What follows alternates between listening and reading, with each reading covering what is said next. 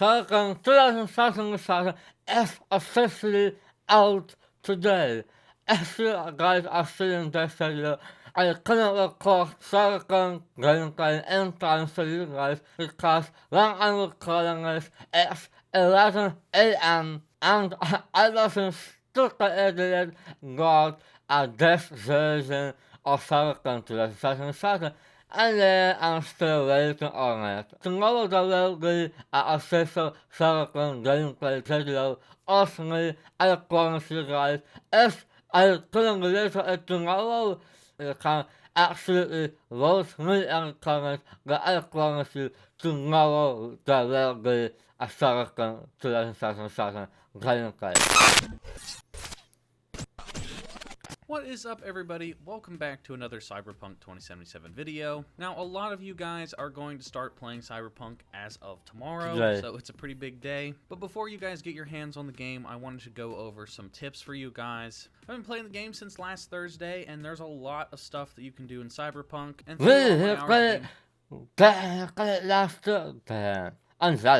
I'm jealous. I figured I'd give you guys some basic tips to sort of help you guys out a little bit. And then once the game officially comes out and I can show you guys some actual new gameplay, I'll have another tips and tricks video for you guys. So be sure to stay tuned for that. But the very first tip that I want to give you guys is in regards to like the main story and actually playing the game. As you guys have probably seen now, all the reviews are out, and a lot of the big time companies like the IGNs, the GameSpots, and you know, all these big news outlets have been sort of criticizing the game for being too short, and they've been saying it's anywhere from like 20 to 30 hours, which I want to point out right now that like 20 to 30 hours isn't that short. I mean, since when is 20 to 30 hours a short? I think GTA is also 30 hours. GTA is pretty long game, so 30 hours is still a lot of time. Game. You can buy Cyberpunk on Amazon for and people are still playing How many other video games in 2020 do you spend $60 on? And now even $70 on with next gen. Crazy. That don't even come close to 30 hours worth of main story. It's absolutely ridiculous how little content we get in our games now.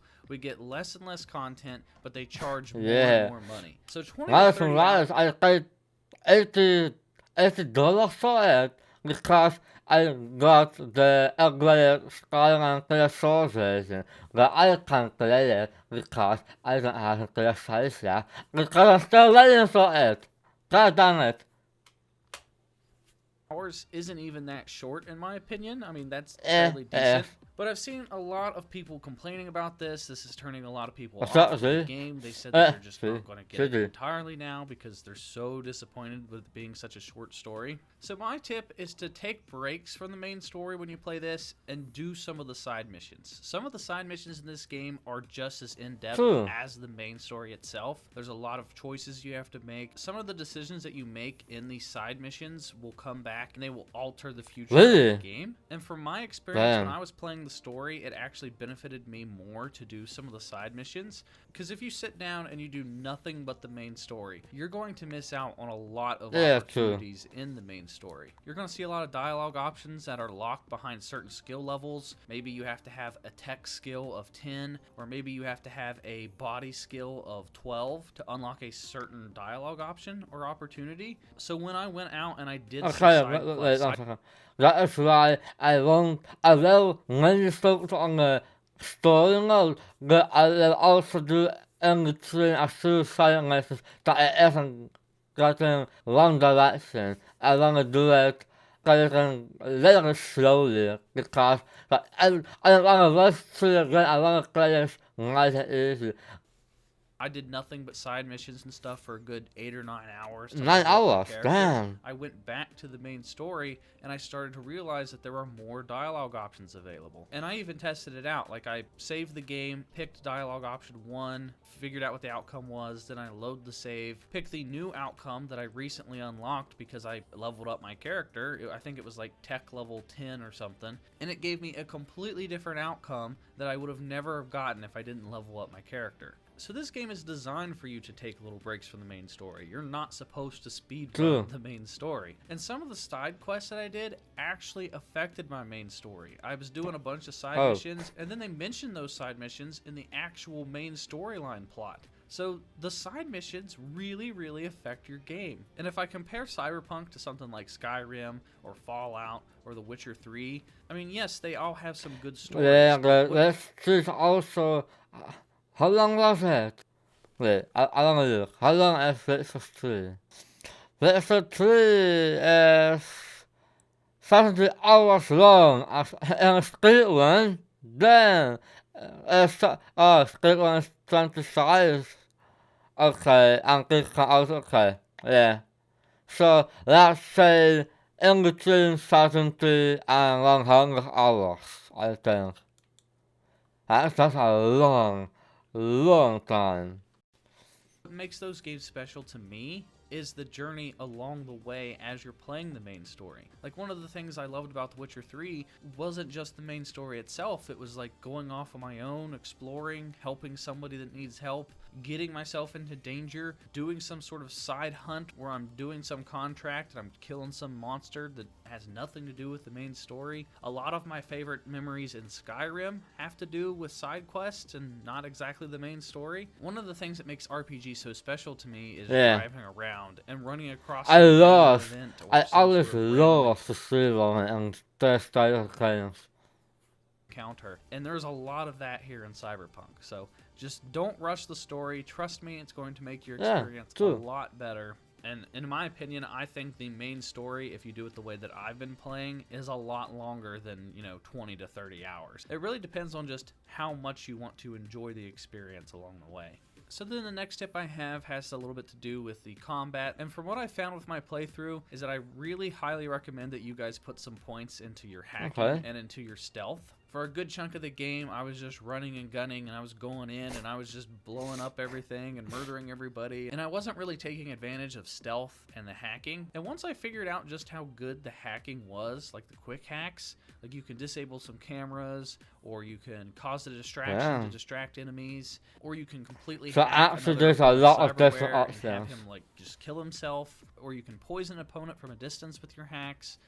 If you distract them, you can sneak up on them from behind, and you can kill them from behind silently so you don't alert the entire camp. So stealth and hacking made my life just way, way easier. And you can always do any combination of the three. Like, you could just hack somebody, maybe kill 2 or 3 guards, and then go gun blazing. But from what I've played, I found that if you use stealth and you hack, it actually gives you a lot of XP, because stealth kills give you a decent amount of XP, and so does hacking different items. So I started to notice that I was leveling up my character pretty quick once I started to use the hacking and the stealth as well. And then another tip I have for you guys would be to hold off on buying vehicles in the game. It's actually pretty difficult to come across money in this game. You have to kind of go out and earn it. You have to do missions, you have to grind, you have to sell a lot of items. And there's going to be a lot of things that are looking appealing to you that you're going to want to buy, like legendary weapons, legendary cyberware, and you constantly get text messages on your phone saying that there are new cars available for you to purchase. And that was one of my biggest mistakes, was purchasing one of the vehicles for about $20,000 to $30,000. Some of the vehicles I've seen have been upwards of $200,000, which is really, really hard to come by in this game. But this game actually does a pretty decent job of providing you with a vehicle. Like, you have this sort of... I don't hope we got the same thing as GTA Online, because GTA Online, when you run and gun, cars are so stupid expensive in GTA 5, and when you play, you really need to grind to get a car that is $1 million or 2 or 3 million. The prices in GTA are really ridiculous, so I really don't hope that it's going to be the same thing. Beat 'em up starter vehicle that you can use for pretty much any situation. And there are some side missions where you can actually get some vehicles for free. So if I were you guys, I would just play some side missions, get yourself a free vehicle, and then just hang on to that free vehicle as long as possible. Because when I bought that vehicle, as soon as I did, like 3 or 4 missions later, I ended up getting a really fast, cool motorcycle for free anyway. So the vehicle I bought just instantly... That's sad. When you buy something and 2 or 3 missions later you got a new motorcycle. That's sad. Now, if you're somebody that's into collecting vehicles, I get it. I mean, hey, maybe you don't care about weapons and stuff, and maybe you just want to buy vehicles. There are a lot of vehicles for you to purchase, but do keep in mind that if you want to purchase all the vehicles, you're going to be grinding for quite some time. It's just costly, what you see right here. Do you get that vehicle in the game for free, or don't you? That's what I'm curious about. Pretty expensive, but that's just my recommendation. Is do yourself a favor and don't purchase the vehicle. This one's really cool. And then another tip I have is to actually invest in some crafting stuff. There's an entire tree dedicated to crafting, and from what I found, crafting is actually the best way to get some of the best gear and the best weapons. If you invest your points into crafting, you can actually craft the best weapons in the game. And there's different perks and stuff where your crafted weapons will do better than any single weapon that you find out in the environment. Same thing goes with armor. You can craft the best armor. And there's also perks where you can sell your crafted weapons and armor for a marked up price. So it's actually a good way to make some decent money too. If you have the crafting resources, you can just craft up a bunch of guns and then go sell them for a marked up price, and you can easily make a couple $1,000s in no time. Just that's interesting, and how many ways you can make money. So if you guys want to make money fast and you want to have the top tier best weapons in the game, I would definitely invest some time into crafting. I know it's going to be very appealing to want to go for like a bunch of damage and put perk points literally everywhere, but there are so many perks in this game. But based off of what I've seen so far, crafting really pays off if you actually invest some time into it. And then the next tip I want to give actually has to go back to the topic of stealth. There are a lot of side missions and stuff in this game where if you do it completely stealthy and you do not get detected at all, you actually get a bigger payout. So if you go with that stealth approach and you invest some points into your stealth abilities, I can already confirm it makes a world of difference if you put some perks into different trees where it makes enemies harder to detect you, or you move faster while you're crouching. Putting perks into the stealth tree really makes the stealth missions go by a lot faster. It makes them a lot easier. And sometimes I've received up to double a payout for completing a mission completely stealthy. So if you guys really want to make a lot of money, I recommend that you guys dabble a little bit in that stealth tree. And the final tip I'm going to give you guys, which is pretty simple because I mean it's an RPG, but it's just to explore. I couldn't tell you how many things I've stumbled across that aren't marked on the map that you can find. I found a bunch of different buildings that are unmarked. I've found hideouts that are unmarked. I've found legendary items that have been unmarked on the map. So it really pays off to just take your time and explore buildings and explore back alleyways and stuff and go off the radar. So what is trying to say, take your time at this game. Don't rush through it. Take your time.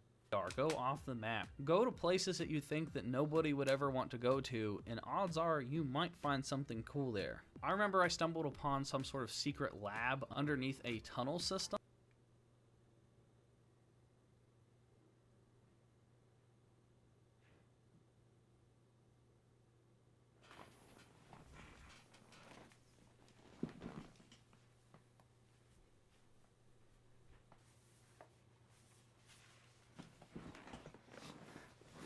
Finally, it's here. No secret, so that's why I'm holding the ngayon ang ating it's finally here. God dang it. I waited so long for this. It's ridiculous. Oh, really? It's here. God dang, it looks fantastic. Ooh, it's shiny. It looks fantastic. It looks fantastic. So, I lay it over here. I'm going to play this when I'm done. And I'm going to record this immediately when I'm done. So, finally. That my life a little guys. It was like in this back little cubby hole. I crawled underneath the cubby hole when I went down a hallway, and there was like this hidden laboratory. I killed this one guy who was working on a corpse, and he actually had this epic helmet that I needed that was like way better than the helmet that I had. So it definitely pays off to do some exploring. But those are some basic tips that I can give you guys without showing any actual gameplay. I'll have another tips and tricks video for you guys soon. Okay, so that's it. Okay. Finally, I didn't care. I didn't care about this video. I don't know. I'm sorry, but I'm so happy that it's finally here. I, it's crazy how long we have waited for this game. But I'm not going to talk anymore. I'm going to finish this video and then I'm going to immediately record Cyberpunk 2077 gameplay so you guys that you can see this that video tomorrow. I hope you guys like the video. If you like the video, don't forget to subscribe.